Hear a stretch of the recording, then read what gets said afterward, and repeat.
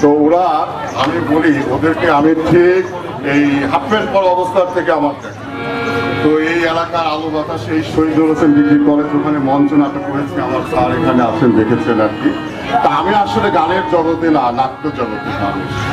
তো সেই হিসাবে আমি প্রিন্সিপাল সহ সবাইকে ধন্যবাদ জানাই যে আজকে বাংলা নববর্ষ অনুষ্ঠানের মধ্য দিয়ে আমরা আগামী দিনে একটি সুন্দর অনুষ্ঠানের দিকে যাব, সুন্দর দিকে যাব। আর একটি অনুরোধ থাকবে, আমাদের মধ্যে আজকে থেকে ভালো বিষয়গুলো থাকবে, ভালো গুণাবলী থাকবে, ভালো সংস্কৃতিকে আমরা ধারণ করবো। আর আমাদের মধ্যে যে খারাপ দিক, সেটা আজকে বর্জন করব। তাহলে আমার মনে হয় যে নববর্ষকে বরণ করা আমাদের সার্থক হবে। আর অতিথি শিল্পী আমরা রাখবো না, আমরা নিজেরা শিল্পী সৃষ্টি করবো। আগে আমরা একজন নাট্য অভিনেতা হওয়ার জন্য অনেক কষ্ট করেছি। সাম্প্রদায়িক নির্ভয় সহ এখানে যারা আছে আমাদেরকে নাট্য শিল্পী সৃষ্টি করেছিলেন, হুমায়ুন ভাই সহ।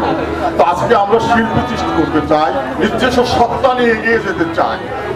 আমি বলতে চাই যে আমরা ইতিহাস, ঐতিহ্য, বাঙালি ঐতিহ্যকে ধারণ করে এগিয়ে যাব।